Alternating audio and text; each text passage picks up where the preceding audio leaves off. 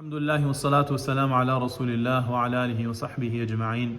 Amma ba'd. Assalamu alaikum wa rahmatullahi wa barakatuhu. Today we're starting a new surah, Surah Al-Ghashiyah. This is a surah 88 in the Mus'haf after Sabbih Hisma Rabbikal A'la. The ulama say it is 68 in Revelation after Surah Al-Adiyat. They say it is a Makki surah from the early period where Rasulullah had started preaching his message publicly, and the people of Makkah were hearing it and ignoring it carelessly and thoughtlessly. So this surah calls to Tawheed and Qiyamah, which were the main theme from the da'wah of Rasulullah at the beginning. This was Qiyamah, to Tawheed and Risala. Yeah? All those were from the main theme, but in here in this surah the main themes that are going there too. One is Qiyamah, the other one is Tawheed. So at the beginning the surah starts from warning, then relief is given to the believers, and then it goes back to the main point. So this is what's happening in the surah. But now to break it down a bit more, at the outset, in order to arouse the people from their heedlessness, their ignorance, they have been plainly asked the question, do you have any knowledge of the time when an overwhelming calamity will descend? هَلْ أَتَاكَ حَدِيثُ الْغَاشِيَةِ. After this, the details are given of two groups of people. Those who took this lesson, this warning seriously, and sorted out their life. For them Allah subhanahu wa ta'ala give glad tidings, and their amazing places that Allah subhanahu wa ta'ala has prepared for them. And then the other group who continue to disobey Allah subhanahu wa ta'ala, did not take the message of the Quran seriously and ignored the da'wah basically. For them Allah subhanahu wa ta'ala the punishment has been mentioned, and the consequences that they will be facing. That group has been mentioned. After this, straight away the theme of the surah suddenly changes to Tawheed. So Allah subhanahu wa ta'ala asked them in basically encourages people to look and ponder over your surroundings. So at the time, for the Quraysh, from the Meccans, what was their surrounding? Allah subhanahu wa ta'ala mentioned the 360-degree everything around them. أَفَلَا يَنْظُرُونَ إِلَى الْإِبِلِ كَيْفَ خُلِقَتْ وَإِلَى السَّمَاءِ كَيْفَ رُفِعَتْ. All those things, the camel that they use, for the transport and all the purposes, like the entire livelihood was dependent on the camels. The roof, the sky, the floor, the roads that they use, the earth, the mountains, everything around them basically. Wherever they looked, they had to look at either of these things. They were in their continuous, they were at their face. So Allah subhanahu wa ta'ala is encouraging to ponder over this. Did all these amazing things came by chance? Did it come? And even nowadays, yeah, the people who claim that all these came by chance, or it is just a norm, yeah, things happens and this has happened as well basically. Did all these amazing, like look at the universe that nowadays we understand the way we understand, and the little we understand, how amazing it is. The oceans, that we don't have a clue what's out there. The amazing mechanism that Allah subhanahu wa ta'ala has built within us. How amazing. Did all these come by chance? It did not require any skills, it did not require any craftsmanship. If this is not the case, now if they acknowledge that there is a creator who has created all this, one, it cannot be multiple, because then it causes further problems. We're not going to go to those things now. But if they acknowledge that yes, all these require a designer, a wise designer, all powerful, and they accepted this.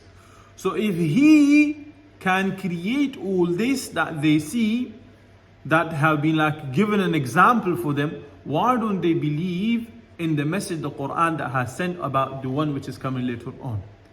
It's just rational that yes, if Allah subhanahu wa ta'ala has created all this, you have seen an example of that, then you have been given information about something different that's coming later on. It just makes sense. It's not something that breaks the chain. It is not something that it talks about impossibility. If that thing, you just imagine about the universe, just imagine about the oceans and the region, the things that we have in there. Yeah. If he can create all this, how is it not possible for Allah subhanahu wa ta'ala to recreate us? The one who has already created us from nothing. We were known. No one knew. Like no one knew who Abdul Rahman was. Yeah, now we have some sort of identity of who Abdul Rahman is. Like how we create, of course we do not create human beings, yeah? Like how we create, we design Allah with the help of Allah subhanahu wa ta'ala, the knowledge and the things that Allah subhanahu wa ta'ala gave us, to create a aeroplane at the beginning. Now just copying that same aeroplane, that same system. Is that hard? Or the beginning was hard? Which one was more difficult? The one which was at the beginning, that we did not know. So many people lost their lives and things like that, as they come in the books and texts and like that. And things, the issues that we came, yeah, at the beginning, we couldn't do it. And then now it's just copy paste kind of thing, yeah? And we improve and improve upon it. وَلِلَّهِ الْمَثَلُ الْأَعْلَى. Allah is a better example. Allah subhanahu wa ta'ala does mention that is the first creation harder, or just say recreating the same thing basically. This human being. How is it not possible for Allah subhanahu wa ta'ala to bring you back to life, to resurrect you, and to hold you accountable for things that one has done? So basically this has been talked about. أَفَلَا يَنْظُرُونَ إِلَى الْإِبْلِ كَيْفَ خُلِقَتْ وَإِلَى السَّمَاءِ كَيْفَ رُفِعَتْ. We can take heat from this as we continue. Inshallah we'll do that in greater details when you go to Tafseer. But this is just the two themes that has been mentioned at the beginning. It talks about the Qiyamah, then it talks about Tawheed, the power and the capabilities of Allah subhanahu wa ta'ala, and a human is called to ponder over these things that Allah subhanahu wa ta'ala has created. In other words, this surah has a deep and calm melody which invites meditation, hope and fear. It wants man to be ready for the day of reckoning. It carries man's heart into vast space, the life hereafter, with its limitless world and moving scenes and the visible sphere of existence. With the signs of Allah subhanahu wa ta'ala has spread in all the creatures, sharing this existence held out for everyone to see. Ponder over this rightly in order to enjoy the one coming later. Or basically humble yourself to Allah subhanahu wa ta'ala in this dunya, so you are not humbled on day of judgment. And at the end, Rasulullah is addressed that if these people do not acknowledge the truth, they may not. You have not been empowered to act with authority over them, so that you should persuade or force them to believe or into believing. Your only task is to exhort them. Give them da'wah as much as you can. Ultimately, they have to return to Allah subhanahu wa ta'ala. Then Allah subhanahu wa ta'ala will give them their full account. Whether they are criminals or whether they are pious, they will be dealt according to what they have done. Now going to the next point, I think we have already mentioned everything that we needed to mention, but just to kind of put it in simple terms, or a few short sentences. What is the maqsad da'wah of the surah? What is the main message of the surah?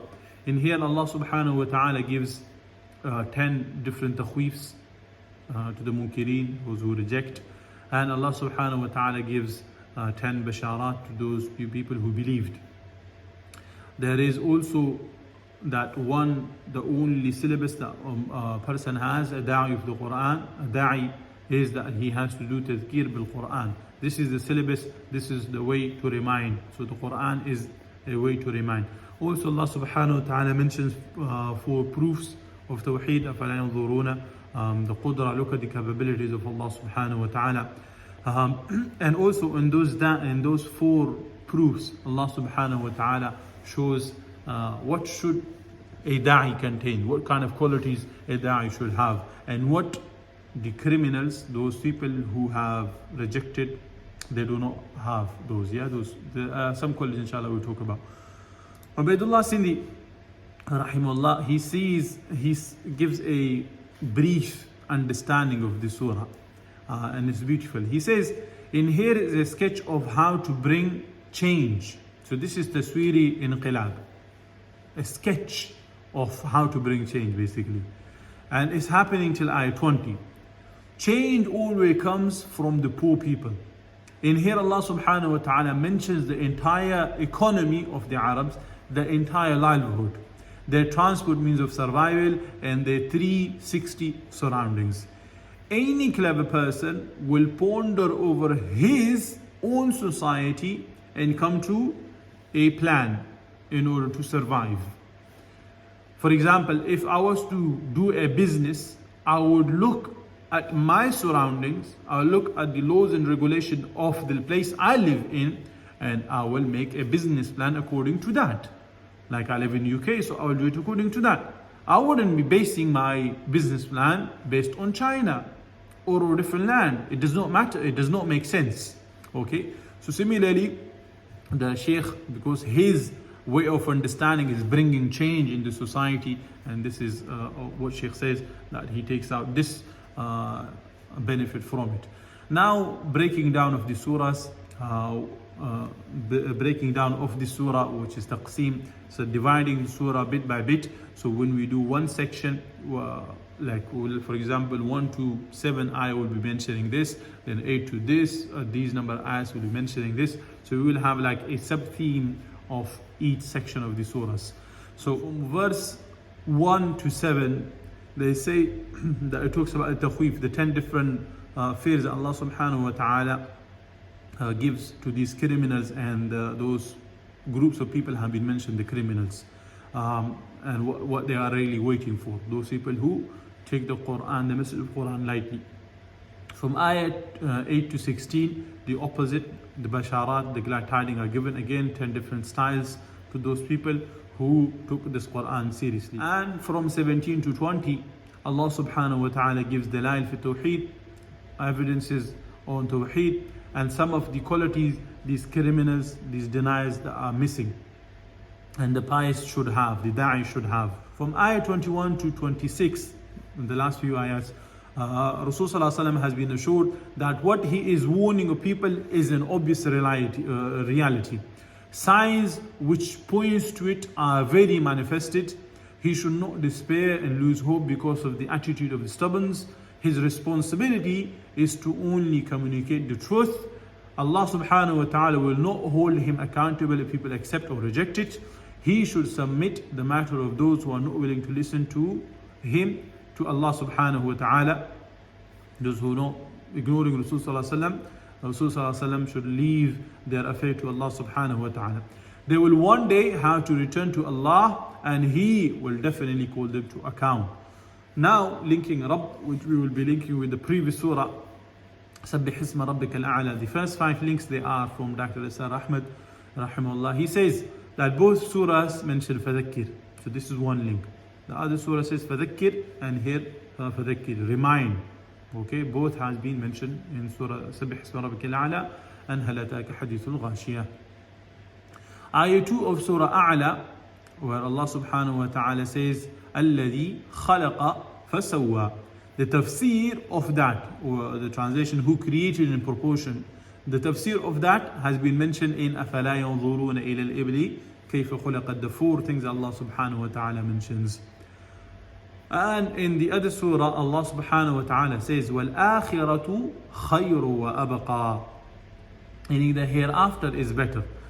Now, Allah subhanahu wa ta'ala talks about this place, akhirah. What is this place and the amazing things that Allah subhanahu wa ta'ala has prepared has been mentioned in Hal Ataka Hadithul Ghashiyah. And also, just pondering over the number of ayats as well, the place where people will go to because of their prioritizing dunya over akhirah is talking about Jahannam. The ayats that are about the Jahannam and the thing, the consequences that are facing, these ayats are even less than the ayats which are talking about the glad tidings and basharat and so on. Even the number of ayat are more. So this is beautiful, yeah. Because the Jannah has 9 and the Jahannam is talking about the 6. Also, another thing Allah subhanahu wa ta'ala mentioned in Surah Sabbih Isma Rabbika Al-A'la, He says, Yasla nar al-kubra. That's talking about the fire, and it has been mentioned as a kubra, great, huge, yeah. In here, Allah subhanahu wa ta'ala mentioned again, talking about the fire of Jahannam, it has been given another description, akbar, which means similar, yeah. Akbar means great, big. Adhab al-akbar. Also, in the previous surah, Allah subhanahu wa ta'ala says, فَذَكِّرْ إِن نَفَعَتِ الذِّكْرَ. And its quality has been given. What does it do? What does this reminder do? It is beneficial. Here is further explanation of these duties. لَسْتَ عَلَيْهِمْ بِمُسَيْطِرٍ. You cannot overpower someone to accept, nor are sent for that purpose. That yes, indeed, that reminder benefits, but how will it benefit? Who will benefit? It is not upon you. It is not the job of Rasulullah. You do the da'wah, the rest is not your job. Previous surah ends mentioning the scripture, the message of given to the other prophets, basically. Suhufi Ibrahim wa Musa. And here it starts about هل أتاك حديث الغاشية. So it talks about the information and the message that has been given to Rasul sallallahu alayhi wasallam. So again, it continues in the same fashion. Shiekh Numan Ali Khan rahimahullah, he says that this is like the ending or the conclusion of the previous surah, and same thing is happening to the next two surahs. So the theme that started in Sabbih Isma Rabbika Al-A'la is ending in Sabbih Hal Ataka Hadithul Ghashiyah. So I hope that makes sense. Previous, all these requires further explanation, but I will only mention this because I want to make the introduction as short as possible. So I'm only mentioning it, just a point. For those who want to ponder, they can ponder over this, but these are just hints. Previous surah mentions discouragement from dunya, tazheed min ad-dunya. We have done that in great details. And raghbat ila al-akhirah, encouragement toward the akhirah. Now here, glad tidings have been mentioned and warnings has been mentioned. These will encourage. If they hear the glad tidings of akhirah, people will be encouraged toward the akhirah. If they hear the warning and the punishment and the consequences of what's waiting ahead, they will leave and they will try to distance themselves from everything in this dunya that will cause that place or that consequences.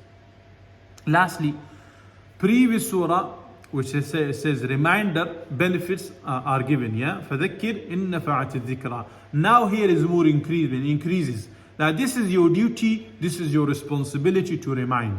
It does not matter if it benefits or does not benefit, you still have to give the reminder. فَذَكِّرْ إِنَّمَا أَنْتَ مُذَكِّرْ. There was فَذَكِّرْ إِن نَفَعَتِ الذِّكْرَى. That yes, it benefits, but in here it is also your responsibility. That if, for example, we did mention this in the other surah, that if it does not benefit, it does not mean you stop, because you don't know what's happening internally. Rasulullah did not have the knowledge of unseen. Okay, so what's happening internally, it is not on you. Of course, if those people who are more concentrated, those people who want it more, you focus on them more. But your da'wah to the public remains open. You cannot close the door of da'wah. It's not in your hand. Okay, it's not in the hand of Rasulullah who he chooses to give da'wah and who does not. No.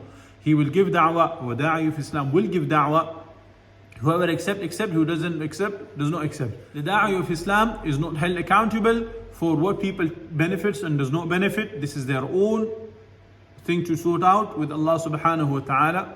But the thing that da'i will be held accountable for is the thing, the message that he hid, that he did not give to certain people because of whatever reason, yeah, worldly reasons. Or this guy is from this locality, this guy is like that, he is from this nation, he speaks this language, and so on. Not because of that, or he is poor or he is rich, and so on. No, your da'wah will be for all. فَذَكِّرْ. Okay, you remind. Whoever takes the reminder is good for them, it's beneficial for them, but you know your responsibility. إِنَّمَا أَنْتَ مُذَكِّرْ. And also know, لَسْتَ عَلَيْهِمْ بِمُسَيْطِرٍ. Do not hold yourself accountable so much that you put yourself in depression, basically. Allah subhanahu wa ta'ala reminds Rasul sallallahu alayhi wa sallam of this similar attitude where Rasul sallallahu alayhi wa sallam felt that people were not accepting, and he burdened himself, basically. So Allah subhanahu wa ta'ala, I think it comes in Surah Kahf, that are you going to kill yourself over this for people who do not accept? Let them be. If they don't want to accept, your da'wah is to give as pure as possible. Okay. Do not make it sound harsh, and do not put sweet on it either. If they accept, good. If they do not accept, it's their own problem, because they do not benefit Islam. They do not give any khair to Quran. Quran is not going to become any good. Islam is not going to become any good because of them. Allah subhanahu wa ta'ala is not going to get any khair or any goodness because of them. Na'udhu billah. Yeah, let them be, basically. Yeah, it's simple as that. So I hope this point makes sense. And this is what's happening in both surahs. That's why I talked about this a bit more. That fadhakkir, reminder is as a job of a da'i, and it does benefit for those people who wants it. Wallahu a'lam. Subhanakallah bihamdik. Ashhadu an la ilaha illa anta astaghfiruka wa atubu ilayk. Jazakallah khair for listening. Inshallah, next lesson we'll start from the tafsir. Assalamu alaikum wa rahmatullah.